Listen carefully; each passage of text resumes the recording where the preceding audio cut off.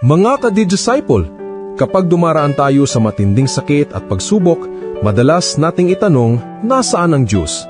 Pero sa ilalim ng krus, may isang ina na naroon, hindi tumalikod, kundi nanatili hanggang wakas, si Maria, ang ating mahal na ina.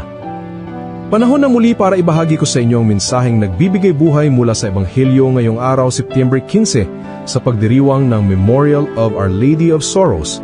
Ako po si Brother Rai, Digital Disciple. Sa Ebanghelyo natin ngayon, mula sa Juan 19:25-27, nakatayo sa paanan ng krus si Maria, ina ni Jesus, kasama ang kapatid ni Maria na asawa ni Cleopas, si Maria Magdalena, at ang alagad na pinakamamahal ni Jesus, si Juan. At sinabi ni Jesus sa kanyang ina, "Babae, narito ang iyong anak."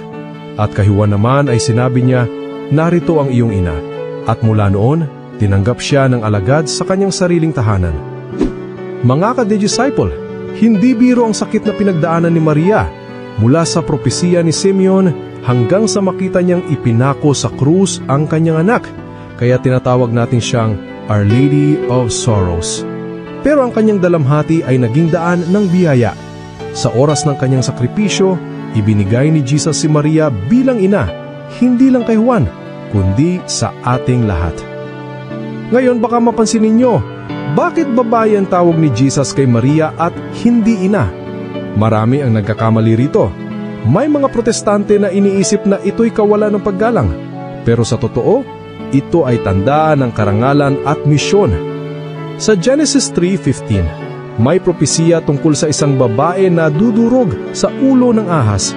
Sa Apokalipsis 12, may larawan ng isang babae na nanganak sa Mesiyas at tinatawag na ina ng lahat ng sumasampalataya.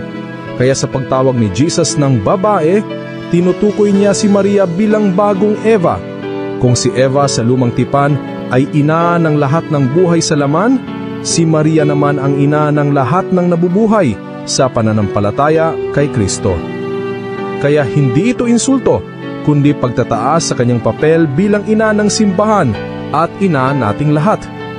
Mga ka-disciple, kung minsan pakiramdam nating nag-iisa tayo sa sakit at pagsubok, pero huwag kalimutan, sa ilalim ng krus may isang ina na laging kasama natin, si Maria, ang ating Our Lady of Sorrows. Kaya sa tuwing tayo'y nasasaktan at nahihirapan, hindi tayo nag-iisa.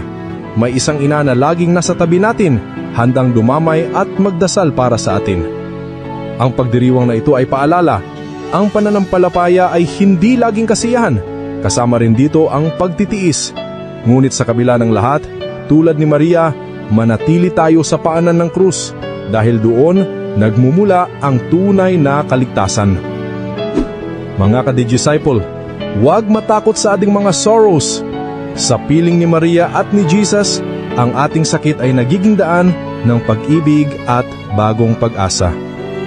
Ako po si Brother Rai, Digital Disciple. Online for Christ, offline with purpose. God bless.